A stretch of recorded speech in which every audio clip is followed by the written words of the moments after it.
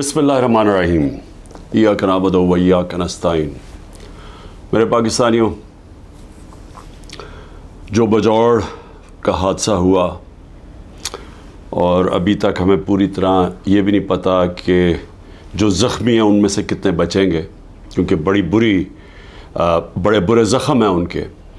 लेकिन हमें इतना पता है कि 50 पाकिस्तान के शहरी शहीद हो चुके हैं और इसका जो फॉल आउट है, मैं उसके ऊपर आज बात करना चाहता हूँ कि इसके जो असरात सारे पुराना कबायली इलाका और उसके बाद पख्तूनख्वा के अंदर जो असरात जा रहे हैं, मैं उसके ऊपर बात करना चाहता हूँ। हमें यह पता चल गया है कि ये जो हमला हुआ था, ये जो बम धमाका, दहशत गर्दी जो हुई थी, ये आइसिल ने की थी, जो दाइश जिसे कहते हैं, ये टीटीपी ने नहीं की थी। और इसके ऊपर चंद दिन पहले अमेरिका का सदर जो बाइडेन ने कहा कि जो सबसे बेहतरीन तरीके से आइसिल का मुकाबला कर रहे हैं वो है तालिबान गवर्नमेंट। यानी वो प्रेसिडेंट जो इनका मुखालिफ है अफ़गानिस्तान के तालिबान हुकूमत का, उसने अमेरिका में बयान दिया है कि जो इस वक्त जो दहशतगर्द ग्रुप है आइसिल, इसका जो सही माने में इस वक्त जो उसको ख़त्म कर रहे हैं वो है तालिबान गवर्नमेंट। अब मैं ये इसलिए आपके सामने कह रहा हूँ कि मैंने आज एक बयान पढ़ा है जिससे मुझे खौफ भी है और मुझे हैरत है कि हमारे मुल्क में किस तरह के लोग ऊपर ला के हमारे मुसल्लत किए गए हैं जनरल बाजवा ने। क्योंकि अब तो वाज़ेह हो गया ना, फिर से मैं याद करा दूं कि जो ख्वाजा आसिफ ने बयान दिया है वो तो वाज़ेह हो गया ना कि ये पूरी साजिश कर रहा था जनरल बाजवा आते साथ ही।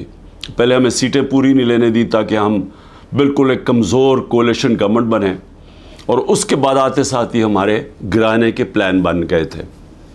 तो उसने इन्हीं को लेके आए, ये जो अब आपके सामने हुकूमत बैठी हुई है, जिसने पाकिस्तान का माशी कत्ल कर दिया है। आवाम से आज पूछें, तनख्वाहदार लोगों से पूछें कि अभी जो पेट्रोल और डीज़ल की कीमतें बढ़ाई हैं, सवाल इनसे पूछें कि हमारे दौर में तो तेल इंटरनेशनल मार्केट में $110 बैरल पे पहुंच गया था और अब वो $80 या उससे कम है। तो हम ₹150 लीटर पे दे रहे थे, तो आज ये हर वक्त जो कीमतें बढ़ती जा रही हैं 270 पे पहुंच गई हैं। क्या वजह है इसकी? तो ये तो अलग बात है, क्योंकि महंगाई इस वक्त लोगों को, ख़ास तौर पे बिजली के बिल, ये अब आम लोगों की पहुंच से बाहर हो गए हैं।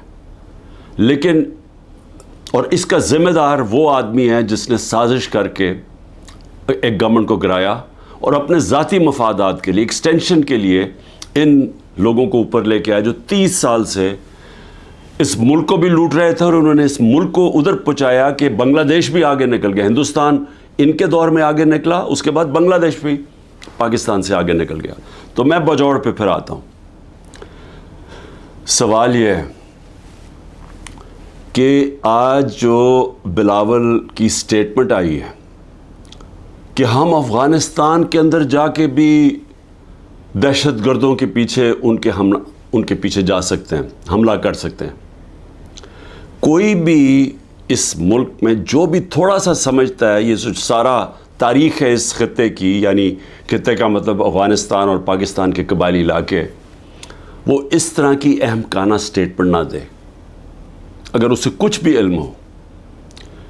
क्योंकि एक अफ़गानिस्तान की वो हुकूमत आई जब अमेरिका वहाँ से गया अगस्त 2021 में, तो याद रखें कि वो पाकिस्तान की सबसे ज़्यादा प्रो अफ़गान हुकूमत थी, क्योंकि पाकिस्तान ने तालिबान और अमेरिका के बीच में डायलॉग करवाया। पाकिस्तान वो मुल्क था जिसके सबसे ज़्यादा ताल्लुकात थे और सबसे ज़्यादा जो करीब थे सारी दुनिया के, बल्कि इर्द गिर्द भी हमसायों से, वो पाकिस्तान था।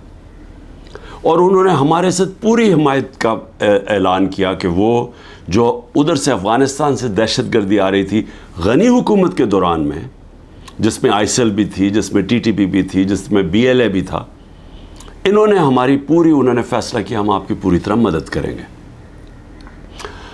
بدقسمتی سے ہمیں اتنا ٹائم نہیں ملا، ہماری حکومت چلی گئی، اور اس کے بعد یہ جو لوگ آئے اوپر بیٹھے ہوئے، انہوں نے سوچا ہی نہیں، اس طرف ٹائم ہی نہیں دیا۔ آج اگر بلاول یہ کہہ رہا ہے کہ جی ہم وہاں اندر افغانستان میں دہشت گردوں کے پیچھے جا سکتے ہیں، تو سب سے پہلا تو سوال اس کا ہے کہ یہ کتنی دفعہ افغانستان گیا ہے؟ ساری دنیا کے چکر مارے، کسی فورن منسٹر نے اس ملک کا اتنا پیسہ نہیں خرچ کیا دنیا کے چکر مارنے میں، اور خاص طور پہ امریکہ کا کسی نے اتنا پیسہ نہیں خرچ کیا۔ ایک دفعہ بھی یہ کابل گیا جب کہ ہمارا 2500 کلومیٹر کا بارڈر ہے، اور جب کہ ایک نئی حکومت آئی تھی جو پرو پاکستان تھی، جو غنی حکومت تھی، وہ پرو انڈیا تھی۔ میں نے کانفرنسز کے اندر اس کو دیکھا جس طرح یہ ہاتھ باندھ کے کھڑا ہوتا تھا نریندر مودی کے سامنے، اور میں آخری کانفرنس جو تاشقند میں ہوئی تھی، جدھر ہندوستان بھی تھا اور ریپرزینٹیڈ، اور ادھر افغانستان بھی تھا، حالانکہ میں نے پوری کوشش کی ان سے اچھے تعلقات کرنے کی، میں گیا بھی کابل پریزیڈنٹ غنی سے بات چیت کرنے کے لیے، ان کو احساس دلوانے کے لیے کہ ہم تو جو بھی حکومت ہوگی افغانستان، ہم نے ان سے اچھے تعلقات رکھنے۔ اس کو پاکستان بھی بلایا، اس کے باوجود اس نے سب کے سامنے کھڑے ہو کے کہا کہ پاکستان نے 10,000 اپنے، اس نے ورڈ یوز کیا تھا، ہم نے لوگ بھیجے ہیں، ملیٹنٹس بھیجے ہیں جو مدد کریں افغانستان کے طالبان کی۔ سب کے سامنے جھوٹ بولا اس نے، تو وہ کھل کے ہمارے اگینسٹ تھا۔ ان کا جو سیکیورٹی ایڈوائزر تھا، وہ ہر روز پاکستان کے خلاف سٹیٹمنٹ دیتا تھا۔ کوئی ادھر سے ہمیں مدد نہیں ملتی تھی جب یہاں کوئی بھی دہشت گردی ہوتی تھی۔ تو یہ جب حکومت چینج ہوئی تو ہمیں تو انہوں نے پوری کوآپریشن کا کہا، اور ہمیں اس وقت چاہیے تھا کہ ہم پورا فائدہ اٹھاتے، اور جو بھی ہمارے مسئلے ہیں افغانستان کے، ہم سارٹ آؤٹ کر لیتے، اور وہ تیار تھے۔ جب سے یہ حکومت آئی ہے ان کو ٹائم ہی نہیں ملا۔ میں پھر سے کہتا ہوں کہ یہ ہر وقت ہر دوسرے دن امریکہ پہنچا ہوتا ہے بلاول، یہ کتنی دفعہ کابل گیا۔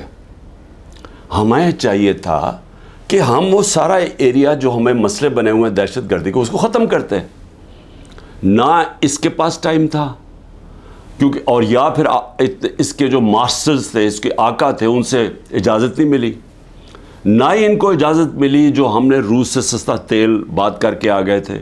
صدر پوٹن نے ہمیں کہہ دیا تھا، میٹنگ ہو گئی تھی پاکستان کی انرجی منسٹر اور ان کے انرجی منسٹر کی، لیکن ان کے ڈر سے، اپنے آقاؤں کے ڈر سے، نہ یہ روس سے تیل لیا ہم نے، جبکہ تیل کی قیمت $110 پہ پہنچی ہوئی تھی، اور ہندوستان نے 40% کنسیشن کے اوپر روس سے تیل لیا، جبکہ وہ امریکہ کا ایلائی ہے، ان کی اسٹریٹجک پارٹنرشپ کے اندر ہے، اور نہ ہی ان کے ڈر سے نہ یہ وہاں گیا۔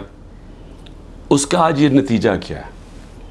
نتیجہ یہ ہے کہ ہمارے آج وہ تعلقات ہیں کہ ہم ادھر پہنچ گئے ہیں کہ ہم افغانستان کو اب یہ جو حملہ ہوتا ہے ہم ان کے اوپر ڈال رہے ہیں۔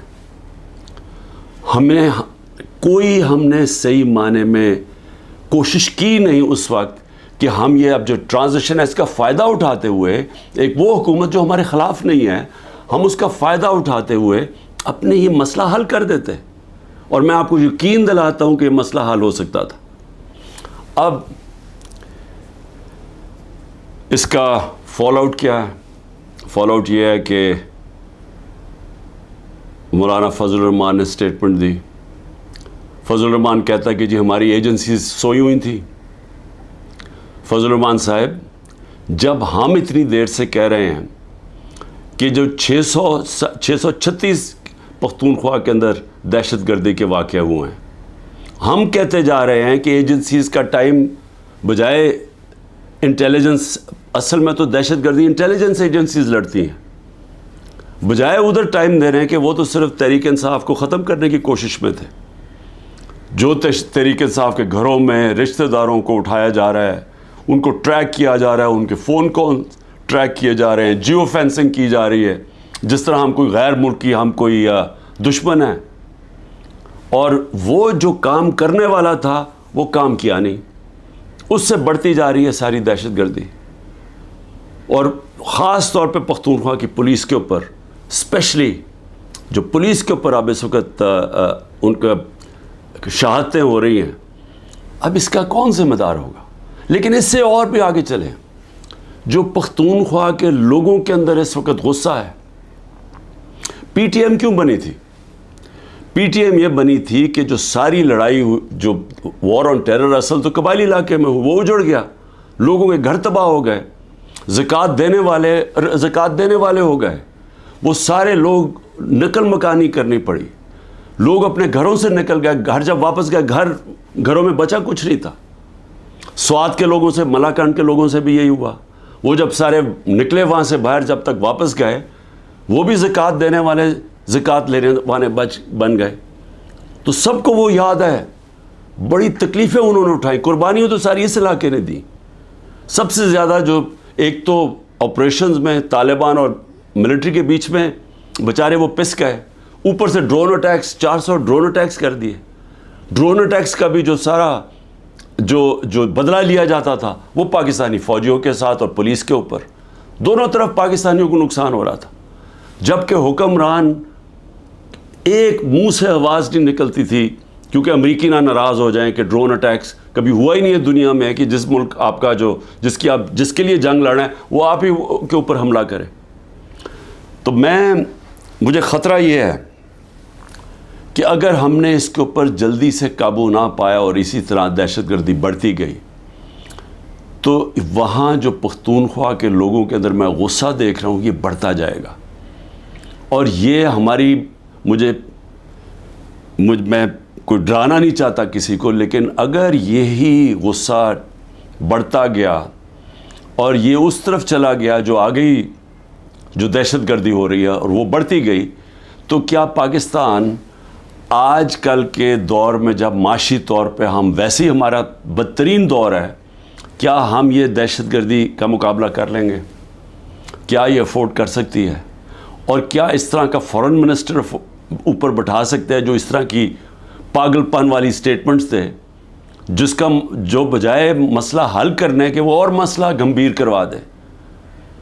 تو مجھے آج اس کے اوپر خاص طور پہ مجھے یہ خوف سا آ رہا ہے کہ یہ چیزیں ہمارے ہاتھ سے نکل جائیں گی, کیونکہ جو اوپر بیٹھے ہوئے حکمران ان کی سوچ ہی کچھ اور ہے, اور سوچ تو ہمارے سامنے آئی گئی ہے.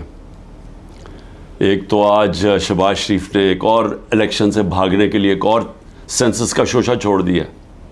بھئی مجھے یہ بتائیں کہ جب سے آپ آئے ہیں 15 مہینے پہلے, تو کیا تب آپ کو نہیں پتا تھا کہ الیکشن اکتوبر کے اندر ہونی ہے, نیشنل الیکشن, آپ کی ٹرم ختم ہونی ہے؟ تب آپ کو نہیں پتا تھا کہ یہ جو سینسس جو بھی ہم نے کرنا اس سے پہلے کریں؟ یہ ایک اور الیکشن بھاگنے کا انہوں نے راستہ نکال لیا. دوسرا, دونوں پختونخوا کے اندر اور پنجاب میں غیر آئینی حکومتیں چل رہی ہیں, کیئر ٹیکر. پہلے تو وہ کیئر ٹیکر ہے ہی نہیں, کیئر ٹیکر تو نیوٹرل ہوتی ہے, وہ تو انہوں نے اپنی یہ ایک نون لیگ چلا رہی ہے پنجاب, اور دوسرا وہ فضل الرحمان اور وہ ANP چلا رہی ہیں پختونخوا. یہ تو کیئر ٹیکر ہے ہی نہیں. اور ان دونوں صوبوں کے لوگ جو 70% پاکستانی ہیں, وہاں غیر آئینی لوگ بیٹھے ہوئے ہیں جن کی کوئی قانونی حیثیت نہیں ہے. اب یہ کوشش کر رہے ہیں کہ مزید اور یہ اوپر بیٹھے رہیں, اور یہ ایک شوشہ اس کا, اور یہ کہ جناب ہم سینسس کروانا چاہتے ہیں, سیکیورٹی کا بھی شوشہ بنا لیں گے. پنجاب کی 14 مئی کی الیکشن انہوں نے اس لیے نہیں کروائی, ہمارے پاس پیسے نہیں ہیں جی. پیسے MNAs کو رشوت دینے کے لیے بہت پیسے ہیں, لیکن ہمارے لیے پیسے نہیں ہیں الیکشن کروانے کے لیے, 20 ارب روپیہ نہیں تھا. اور اب جو مجھے نظر آ رہا ہے, یہ پھر کوشش کریں گے کہ کسی نہ کسی طرح اس سے نکلیں, اور لوگوں کو پھر یہ جو رد عمل آنا ہے اس کے لیے یہ تیاری کر رہے ہیں. کیونکہ ظاہر ہے ایک اگر لوگ بیچارے الیکشن کی انتظار کر رہے ہیں نا کہ ہمیں جو انہوں نے لوگوں کا معاشی قتل کیا ہے، یعنی ایسے معاشی حالات عوام کے اوپر تو آئے ہی نہیں ہیں. سارے جو معاشی انڈیکیٹرز ہیں وہ پاکستان کی تاریخ کے سب سے برے ہیں. بے روزگاری لے لو، انڈسٹری بند ہو رہی ہے. گروتھ ریٹ جب نیچے آتی ہے، مطلب جب آپ کی دولت میں اضافہ جو 6.1% سے اب جو 0 پہ آئی ہے، تو اس کا مطلب بے روزگاری تو بڑھنی ہے، دولت کم ہو رہی ہے ملک کی. اور اس کے علاوہ مہنگائی جس سطح پہ پہنچ گئی ہے تو لوگوں کے حالات تو سب کو پتہ ہے. اب لوگ الیکشن کا انتظار کر رہے ہیں. انہوں نے اب کیا کیا ہے؟ اب 2 قانون لے کے آ رہے ہیں. ایک ہے سیکریسی ایکٹ اور دوسرا ہے پریونشن آف ایکسٹریم وائلنس. وہ ایک میں ہی کیا کر رہے ہیں کہ آپ انٹیلیجنس ایجنسیز کو کسی مثلا میرے اوپر ایک فوج کے ادارے میں، انٹیلیجنس کے ادارے میں ایک آدمی میرے اوپر قتل کرنے کی کوشش کرتا ہے، جو مجھے پتہ اس نے کیا. میں نے اگر اس کا نام لے لیا تو ویسے ابھی انہوں نے میرے اوپر غداری کا کیس کر دیا ہے کہ یعنی میری جرت کیسے پڑ گئی کہ میں نے اس کا نام لے لیا FIR کے اندر. وہ FIR بھی نہیں ہوئی تو میں غدار بن گیا ہوں. اب یہ ایک تو وہ کرنے جا رہے ہیں. دوسرا سیکریسی ایکٹ میں کہ جناب یہ کسی کے گھر میں بھی گھس جائیں گے انٹیلیجنس ایجنسی. ہمارے گھروں میں تو گھس ہی رہے ہیں. میرے گھر کے اوپر حملہ ہوا، دروازہ توڑ کے 40 لوگ اندر آ گئے، گھر میں جو چیزیں پڑی لوٹی، لوگوں کو مارا دھاڑا، اٹھا کے لے گئے خنسامے کو. وہ جو مالی تھا، 2-3 ورکرز، سب کو اٹھا کے لے گئے. تو وہ تو ہو ہی رہا ہے ہمارے گھروں پہ. اب یہ فیصلہ کیا کسی کے گھر میں بھی یہ جا سکتے ہیں کہ کسی کے گھر میں بھی جائیں گے، کہیں جی ہم سرچ وارنٹ کے بغیر اندر گھسیں گے، کوئی چیز بھی اٹھا لیں گے. میرے گھر جب آئے تھے تو اسلحہ چھوڑ کے چلے گئے کہ جی اسلحہ ملا ہمیں یہاں سے. اور وہ سوشل میڈیا پہ دکھا رہے ہیں کہ لے کے جا رہے ہیں اپنی قمیضوں کے نیچے اسلحہ، اور وہاں اوپر چھوڑ کے چلے گئے. اور اب یہ کچھ بھی کر سکتے ہیں. تو یہ تو کسی کے گھر میں گھس کے توڑ کے چیزیں اچھا لوٹتے ہیں، چیزیں چوری کر کے لے جاتے ہیں. تو اب تو اس کو قانون بنانا چاہتے ہیں کہ کہیں بھی جا سکتے ہیں. تو یہ جو جس طرف اب یہ لے کے جا رہے ہیں ملک کو، تو یہ تو سیدھی کہنے کہ جی آپ ہمارے غلام ہیں، ہم آئے اوپر آپ کے اوپر بیٹھنے آئے، آپ ہمارے غلام ہیں. ہم ایک آزاد ملک، آزادی تو ویسے ہی ختم کرتے جا رہے ہیں. تو اب تو یہ انگریزوں سے بھی زیادہ بدترین غلامی ہے، کیونکہ انگریزوں کے زمانے میں پھر بھی آپ 24 گھنٹے میں کسی کو عدالت میں پیش کرتے تھے جب اگر آپ نے کسی کو اٹھایا ہے. یہاں تو لوگ غائب ہو جاتے ہیں. عمران ریاض ابھی تک غائب ہے، اس کو کوئی 80 دن ہو گئے ہیں. کسی کو پکڑ سکتے ہیں. ہمارے کئی لوگوں کو اٹھایا ہوا ہے، کوئی وارنٹ نہیں ہوتی. کئی لوگوں کو اندر بند کیا ہوا ہے، ان کے ابھی تک FIR نہیں کی ان کے اوپر. تو یہاں تو کوئی قانون ہی نہیں ہے. تو یہ اب ایک غلامی کی طرف ہمیں لے کے جا رہے ہیں مکمل طور پہ کہ ہم اب ان کے غلام بن جائیں، جو منہ کھولے. اصل میں یہ ایک آزادی کے خلاف اب یہ قانون بنا رہے ہیں کہ آپ قانونی طور پہ ہمیں غلام بنا لیں کہ ہماری کوئی آواز نہ ہو، ہم کہیں نہ جا سکیں. تو میں اس پہ آخر میں صرف اپنی قوم کو یہ آج کہنا چاہتا تھا. دیکھیں، محرم کا مہینہ ہے. محرم میں ہمیں کیا سبق ملتا ہے؟ ہمیں محرم میں ایک ہی سبق ملتا ہے کہ رائے حق کے لیے، ظلم کے خلاف کھڑے ہونے کے لیے اگر ظالم کے سامنے کھڑے ہوتے ہوئے آپ کی جان بھی چلی جائے تو اس کی پرواہ نہیں ہونی چاہیے. آپ کو قربانی دینی چاہیے اپنی آزادی کے لیے، آزادی رائے کے لیے، آپ کو اپنے حقوق کے لیے، انصاف کے لیے. کیونکہ جب تک ایک قوم آزاد نہیں ہوتی، دنیا کی تاریخ میں اس کا کوئی مقام نہیں ہوتا. وہ میں بار بار آپ کو مولانا رومی کا وہ جو ان کی ایک کہات ہے کہ جب اللہ نے آپ کو پر دیے تو کیوں چونٹیوں کی طرح زمین پہ رینگ رہے ہو. غلام زمین پہ رینگتے ہیں، ان کی کوئی حیثیت نہیں ہوتی. 25 کروڑ کی آبادی ہے. آج مجھے بتائیں ہماری کیا حیثیت رہ گئی ہے؟ وہ جا کے بلاول بھٹو کتنی دفعہ امریکہ گیا ہے, پتہ نہیں کتنے ہمارے ڈالر خرچ کیے اس نے وہاں, اور جب نریندر مودی وہاں گیا تو اس کو ایسا انہوں نے جس طرح کا استقبال دیا. اور اس کے بعد بائیلیٹرل ٹاک تھی ان دونوں کے بیچ میں, امریکہ اور انڈیا. پاکستان کو انہوں نے دہشت گرد بنا دیا کہ جی دھمکی دی کہ دہشت گردی بند کرو. یہ حیثیت رہ گئی ہے. ہندوستان جاتا ہے بلاول بھٹو, جو ان کا فورن منسٹر اس کو ذلیل کرتا ہے. میں نے کبھی کسی کانفرنس میں ایک ہوسٹ ملک جو ہوسٹ کر رہا ہے, میں نے کبھی نہیں دیکھا اس طرح کی ذلت. تو کیا حیثیت رہ گئی ہے کہ یہ ہماری حیثیت ہے, کیونکہ غلاموں کی کیا حیثیت ہے. تو میں آج آپ سب کو یہ آج پیغام دینا چاہتا ہوں کہ میرے نبی صلی اللہ علیہ وسلم کے نواسے نے رائے حق کے لیے ایک ظالم کے سامنے اپنی قربانی دینے کے لیے وہ تیار ہو گئے, لیکن ظلم کے سامنے جھکنے سے انہوں نے منع کیا. انہوں نے کہا میں اس سے بہتر ہے, اور میں کہتا ہوں کہ غلامی سے بہتر ہے موت. اور صدیوں تک ہر وقت جب مسلمان ظلم کے سامنے کھڑا ہوتا تھا تو ان کو یاد آتا تھا کہ ہمارے نبی صلی اللہ علیہ وسلم کے نواسے نے ظالم کے سامنے سر نہیں جھکایا, سر کٹوا لیا. یہ میں آپ کو ایک جو برطانیہ کی تاریخ ہے اس میں سے ایک واقعہ بتا دوں. برطانیہ کا ایک ہنری اس کا نام تھا, جو ان کا بادشاہ تھا. اس کا بڑی قریب دوستی تھی ایک جج تھا سیمول بیکٹ. وہ جو جج تھا اس کو وہ بنا دیتا ہے چیف جسٹس بنا دیتا ہے. ایک کیس چاہتا ہے کہ بادشاہ کہ یہ تم میرے لیے فیصلہ کرو. اس کا اپنا دوست جو ان کا جو چیف جسٹس ہوتا ہے وہ کھڑا ہو جاتا ہے, کہتا ہے نہیں یہ ناانصافی ہے. وہ اس کو دھمکیاں دیتا ہے, ڈراتا ہے, دھمکاتا ہے, دوستی جتاتا ہے.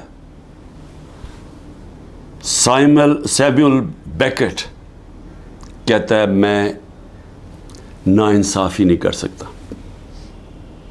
آخر میں اس کو پھانسی دلوا دیتا ہے. وہ پیچھے نہیں ہٹتا, مرنے کے لیے تیار ہو جاتا. برطانیہ کے جج سارا جسٹس سسٹم یاد رکھتا ہے اس آدمی کو. صدیوں تک جب بھی جج کھڑا ہوتا تھا تو اس کے بھی ذہن میں آتا تھا کہ سیمول بیکٹ تھا. پاکستان میں ججز دیکھیں, ہمارے ججز جسٹس کورنیلیس مسلمان تو نہیں تھے. سب جوڈیشری ان کو یاد کرتی ہے, رسپیکٹ کرتی ہے. سب کو پتا تھا کہ انصاف کے لیے کھڑے ہوتے ہیں. آج بھی وہی دن ہے. ہمارے ججز کے بیچ میں نظر آ رہا ہے کہ ایک دو ججز کھڑے ہو گئے ہیں اس ظلم کے نظام پہ, دھمکیوں کے باوجود وہ کھڑے ہو گئے کہ لوگوں کے انسانی حقوق کے لیے. اور وہ لوگ یاد کر رہے ہیں ان کو, گھروں میں ان کی بات ہو رہی ہے. میں آج اپنی جوڈیشری کو کہنا چاہتا ہوں کہ یہ ملک کو بالکل غلامی سے بچانے کے لیے آپ روک سکتے ہیں. ہم تو کھڑے ہیں. میں تو آپ کو یہ واضح کر دوں کہ میں جب تک زندہ ہوں میں نے تو اسے قبول نہیں کرنا کبھی, اس ظلم کو, نہ اس غلامی کو. لیکن میں اپنی جوڈیشری سے کہتا ہوں کہ یہ وقت ہے, آپ میں سے وہ لوگ ہیں جو ایک وقت یاد رکھیں گے, جو نام ہوگا کہ جی وہ دیکھیں وہ آدمی جب یہ ملک کو غلامی کی طرف لے کے جا رہے تھے, ملٹری کورٹس کی طرف لے کے جا رہے تھے, کہ جن لوگوں کے گھروں میں گھس کے عورتوں کو, بچوں کو اٹھا کے لے جاتے ہیں, گھر لوٹ لیتے ہیں, رشتہ داروں کو. کلیکٹیو پنشمنٹ صرف اسرائیل دیتا ہے فلسطینیوں کے خلاف, مقبوضہ کشمیر میں کشمیریوں کے خلاف دیتے ہیں. FCR جو تھی جب انگریز حکمران تھا وہ دیتا تھا قبائلی علاقے کے لوگوں کو کلیکٹیو پنشمنٹ, کہ ایک فرد اگر نہیں ہے تو اس کے رشتہ دار پکڑ کے لے جا جاتے تھے. لیکن آزاد معاشروں میں کوئی کلیکٹیو پنشمنٹ نہیں ہوتی, اور یہ ہمارے یہاں کھلے عام ہو رہی ہے. بچوں کو اٹھا کے لے جاتے ہیں, رشتہ داروں کو لے جاتے ہیں. تو میں اپنی جوڈیشری کو کہتا ہوں کہ دیکھیں یہ ساری قوم آپ کی طرف دیکھ رہی ہے. جو آپ میں سے سٹینڈ لیتا جاتا ہے، انصاف کے لیے کھڑا ہوتا ہے، لوگوں کی آزادی کے لیے، لوگ اس کو ہمیشہ یاد رکھیں گے. لیکن ان کو بھی دیکھ رہے ہیں، جو وہ کہتے ہیں نا، وہ طفل کیا کرے گا جو گھٹنوں کے بل چلے، جو پہلے ہی سے گرے ہوئے ہیں، طاقت کے سامنے سر جھکا کے بیٹھے ہوئے ہیں. ان کو بھی، ان ججز کو بھی لوگ دیکھ رہے ہیں، ان صحافیوں کو لوگ دیکھ رہے ہیں. ارشد شریف ہمیشہ یاد رہے گا اس قوم کو کہ اس نے بجائے یہ کہ اپنے ضمیر کا سودا کرے، وہ ملک چھوڑ کے چلا گیا اور وہاں اس کو شہید کیا گیا. 4 آج ہمارے بڑے بڑے صحافی ملک سے باہر بیٹھے ہوئے ہیں بجائے یہ کہ وہ اپنے ضمیر کا سودا کریں. اور یہاں ایسے لوگ ہیں جن کو انہوں نے جیلوں میں ڈالا ہے، غلام حسین،